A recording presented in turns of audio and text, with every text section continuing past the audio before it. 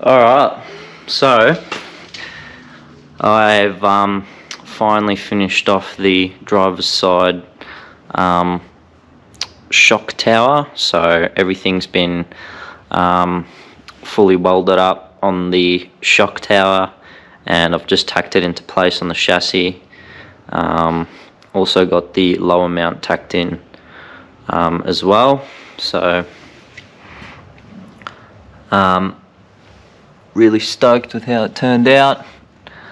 Perfect amount of clearance around the rubber boot and everything, and also just got away with clearance in the engine bay. So I'll show you from the top. Pretty much it just worked out having enough clearance to be able to remove this brake booster. Probably don't even have 5mm gap in there, but just enough to be able to pull this off if we need to. So yeah, that's been fully welded in, so looks pretty sick. And pretty much got this passenger side shock mount fully set up as well. So I've just got it all tacked together. I haven't fully welded it yet, but yeah, pretty much just have it set up exactly the same as the driver's side. So yeah, once we got the driver's side done, then I could just use that as a template and recut all this out, put it back together, so twice as quick. Making sure the shock's nice and level, and then also I've just set up a line laser on the engine bay just to make sure the shock heights are the same height, just because why not. So pretty much we've got, like, from the top of the shock to our line laser, we've got 319-ish mil, and then on the passenger side shock as well, I've just put a bit of steel on a strap to adjust my height.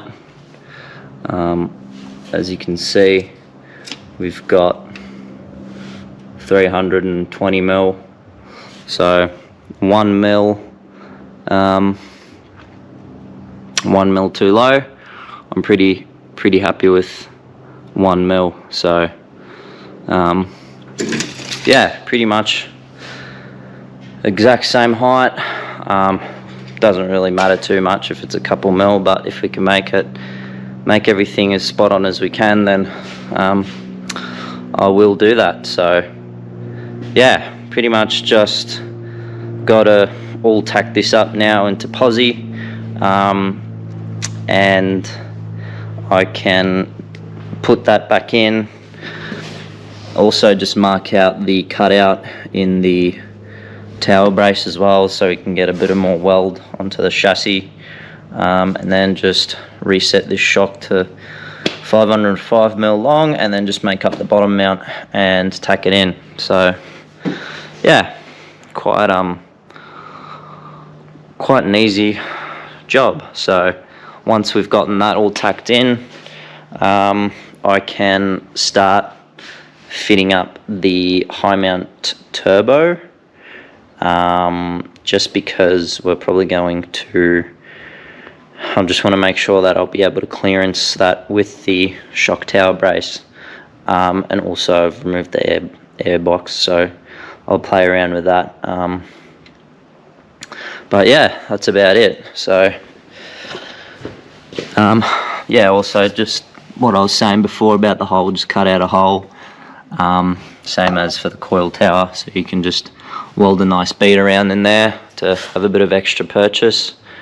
And then after that's finished, the whole suspension on the car is finished. Everything is done. So before I go ahead and prep everything to fully weld it through, I'm going to grab the coils and sit the car sort of on its own weight and see how it's all sitting, just to double check that everything's right before we go welding everything through. Alrighty guys, so have just finished up getting the passenger side shock tower finished off and tacked in. So both drivers and passengers are done and pretty much everything's done. So all that's left to do now is make up the shock tower brace. So that's driver's side tower, and here we have passengers tower, and also I've pulled out the high mount manifold and the new turbo, as well as the exhaust dump. So pretty much I've just sort of bolted everything kind of up where it's going to sit, just so we can pretty much clearance our shock brace around the dump pretty much. So yeah, I'm just going to get a bevel and play around with a couple of angles, but I'm pretty sure that we'll be able to just go pretty much from center straight over the top and back to the other shock tower. Might just have to twist the bar in so it goes slightly out on the angle, and then back in, just because all of this stuff is directly pretty much in the way. So I'm not too sure yet, but I will play around with it and see how we go. So yeah. Alrighty guys, so pretty much the shock tower brace is in and finished. So I'm just going to show you guys how it turned out. So yeah, it turned out really well. Pretty much I've got it all set up as it's meant to be, and I've just tacked it in, so all done. I've fully welded in the joiners either side, there and there.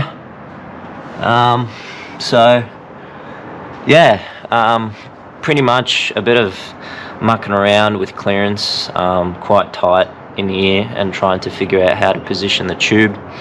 But basically, like as I was showing you guys before, like with the brake booster here, there's probably like there's probably 5mm gap from the shock tower to the brake booster. So just gives us enough clearance to pull it off, and then also clear the roll cage bar. So as you can see, I can pull that off. Just get it back in there. There we go. So that fits. I'm able to pull that off and service it if I need to, and same goes for the clutch master. So as you can see, like not even a 5mm gap there, just enough to not be touching. So that needs to, if you want to pull that off, this top piece needs to come off, and then that just fits, slides out past the joiner, so that just works. And then also these lines here, so again, just enough gap from the motor, just so when it's moving, obviously when you put your foot down, the motor on the engine mounts moves a bit. I mean, it's a diesel engine, so it does shake a bit, so just want to yeah, have as much clearance as possible. So that's pretty much as best as I could get it. And then over the top we've got a fair bit of clearance, which is fine. And then the turbo, high mount, new turbo, and then the 3-inch dump at the back. So we've got a good amount of clearance there, like finger width I'd say, so hopefully that should be fine. And then yeah, so I've had to, like, as you can see, the bar, like you've got the shock tower there, so the bar goes off on an angle. Couldn't get it to go straight over the top just because it would have hit the dump pipe.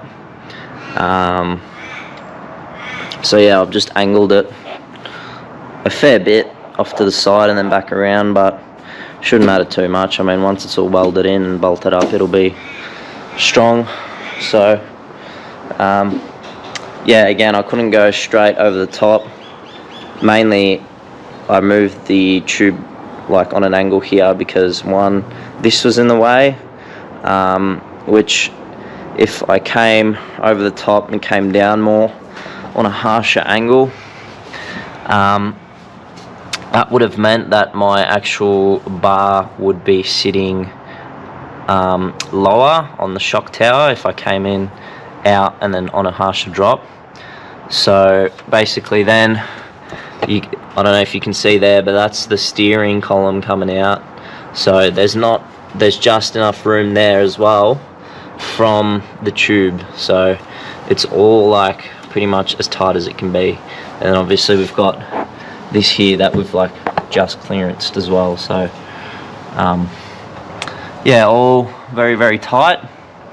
But yeah, should work. Also, another thing with the roll cage joiners, they have like a tab in the middle, which basically the way they work is you need to pretty much have like a bit of flat bar to pull it off. So I'll pretty much pull this off and demonstrate how I've modified this to be able to take it off. Alright, so I've taken out the Allen key bolts either side of the joiner, and then basically this bar just slides out either side nice and evenly like so, and that's how it comes out. It's very tight, pretty much like this breather tube here. I've bent a bit hard onto this steel, just enough room to pull it out, but yeah, pulls out pretty well. So as you can see, like in here where the gap is in between the two holes on the joiner, there was pretty much a tab on the other end. So I'll explain what I've done to be able to slide this out. So pretty much there was a tab right in between these two holes here, like you saw on the other bit where it would lock in. So basically how they're meant to work is it's meant to come from the top and then go from the top down and then lock in, but because we've got like no room to be able to have the bar flat, and we're coming in on an angle, you won't be able to basically pull it out. So sliding it out was the only option. So all I did was I grinded the tab out pretty much just with a grinding disc, just so it's one long channel, and that way you can pretty much slide it out from the side. So yeah, all done. Alrighty guys, so now that everything is pretty much finished on the car suspension wise, we can pretty much go ahead and weld 90% of everything in. Just going to go over and just double check that everything's right, but everything should be sweet. So what the next plan is like to do is figure out our bump stops and our bump stop mounts and get them in, as well as on like all coil sprung cars, in the middle of the coil hat you have like almost like a centralizing collar to keep the spring in place. So the plan is to weld everything through except for the shock mounts at the top here and the shock mounts on the bottom end here, just so if we need to adjust our shock height slightly at bump or whatever, we can. It should be fine, but again, I'm just going to leave them for the sake of being able to change them. But everything else, like the coil hat and the shock tower and everything, we can fully weld through. So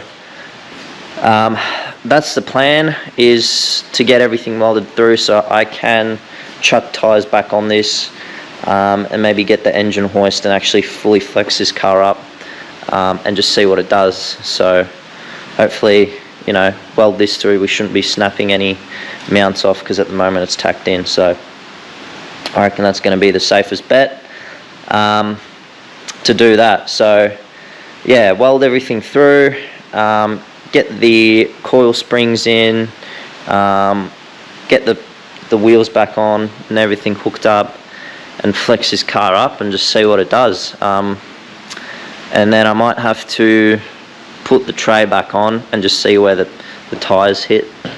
I might be able to make up something to simulate the tray, but we'll see how we go. So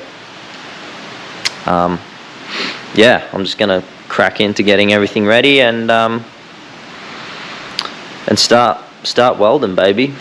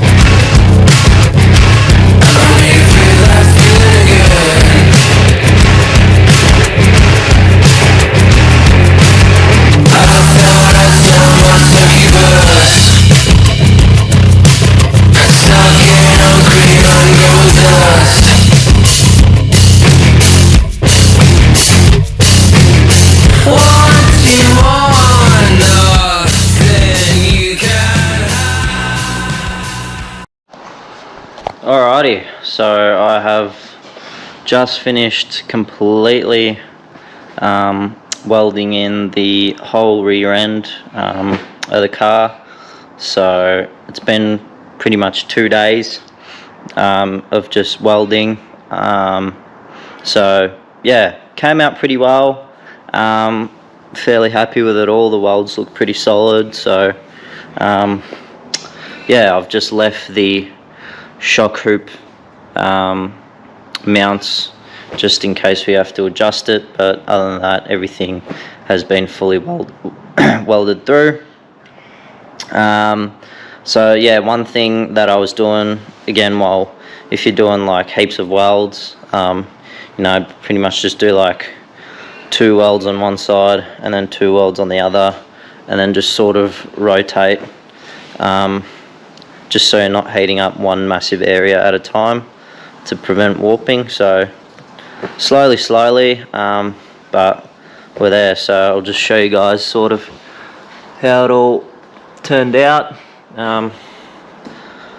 So yeah, panhard. That's the front bit of the fish plate, coil tower, brace,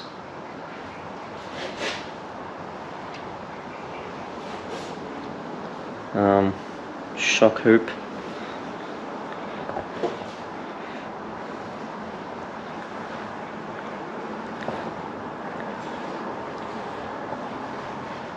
and then the back piece here,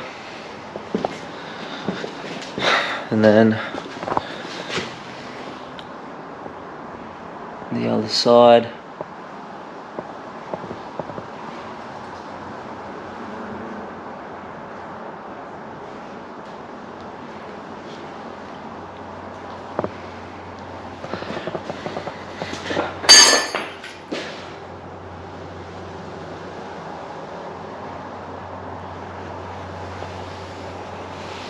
I'll show you guys underneath as well. So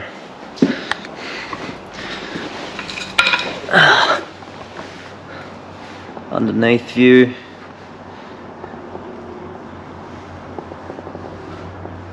and there all the welds inside the coil tower. It's pretty solid.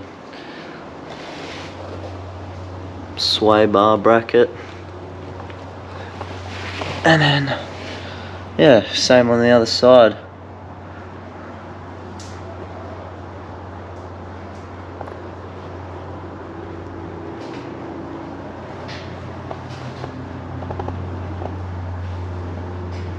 So yeah, it's all looking pretty solid. So also the long arm mounts fully welded those in either side as well. So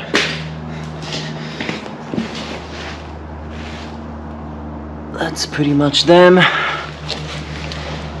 And then on the inside as well, on both sides. So that's the rear end finished. Now just got to finish off welding the front towers and also weld the diff mounts up. So let's get into it. Alrighty, so I have just completely finished welding every single piece that we can so far. So yeah, panhard is pretty much all welded in from this side, and then we've gone ahead and fully welded in the coil tower and the shock tower as well. So it's looking pretty beefy. So yeah, fully welded that on this side, and then once we pull the motor out, I'll just do like 2 beads on the inner side. But this is all pretty much fully welded in, and I've also just finished with the diff as well. So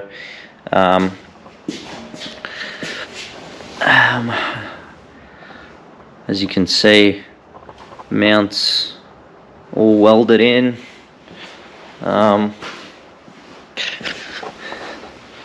Panhard mount nicely welded in there, and then the coil hat. So yeah, I'll show you guys the other side. So welds on the diff turned out like actually mint. I don't know if it's because of the material that the diff's made out of, but yeah, the welds were just super easy to lay a nice bead. So yeah, fully welded internally and externally on the radius arm mounts. So should be plenty strong. And then also all I did was I've just trimmed the bottom of the radius arm mounts. So pretty much when you put the radius arms in, there's a bit of meat at the bottom of the radius arms sticking out past the mounts, just so when you're sliding over rocks and stuff, you're not, putting pressure on these mounts. It's just sort of the radius arm is taking all the hits because they're easy to replace anyway. So yeah, that's pretty much it. Super happy. So yeah, everything's all ready to go. Diffs welded up, ready to go. That's all in, panhard. This is obviously all welded in. So now all I'm going to do is get this diff back under the car, all bolted up, all arms, bolted back up. Chuck the pinion back in, and then chuck some coils in, chuck some shocks in, and then see how she sits, see if we can flex her up and go from there. So yeah. Alrighty guys, so we've pretty much got the whole car sitting back on its own suspension. Everything's been bolted back up. The coils are in, all the arms are in, everything's in. So yeah, I've just got the car now sitting on the wheels and on its own weight. So if you can't tell, I'm pretty stoked about it. But yeah, it's looking sick. So I'm just going to show you guys how it's sitting, and yeah, let's get into it. So how sick does this thing look? It looks absolutely insane. So yeah, everything's sitting like obviously on its own weight and everything. So yeah, put the tray back on, and I actually tried to flex the car up, but I came to a conclusion that it's pretty much going to be impossible. So I wanted to set up the bump stops and everything, but I'm going to have to do that probably the last thing once the car's pretty much finished and driving, so we can actually drive it up a ramp. But yeah, so anyway, I'm just gonna continue showing you guys the car. So that's a cheeky side view. Now the front, in terms of height, the front is sitting actually perfect. Like I couldn't be any more happier with how the front's sitting. So yeah, it's looking pretty damn beefy. But yeah, the front in terms of height, absolutely super happy with how it turned out. Like obviously, as you can see here, the panhard and the drag link are like perfectly level, and then obviously like you look down there, and they're perfectly equal to each other. So we absolutely nailed. So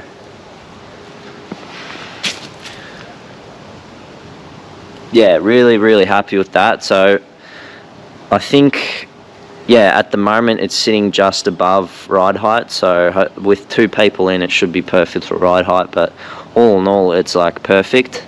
So if the car compresses too much later on, we can also just get another inch bigger spring, or the flexi coil. But there's another view of the two arms. I don't know if you can see that, but yeah, they're pretty perfect. So Yeah, super happy with the front end. Now the rear, obviously, so the rear, you probably can't tell too much in the video, but the rear is sitting, oh, it does look a bit high, the rear is sitting actually like 110 mil too high.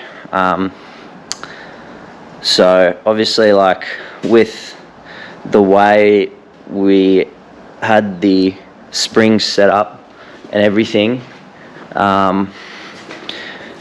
like the coil towers and everything, I just welded it flush to the top of the chassis. Now these are a 3-inch spring because they didn't make the flexi coils in a 2-inch, so we've just gone ahead with those. But obviously there's like absolutely no weight on this rear, like just the chassis. So I'm hoping by the time like everything's fitted out, it will compress back to ride height. Because, like, as you can see, when we were setting up the car,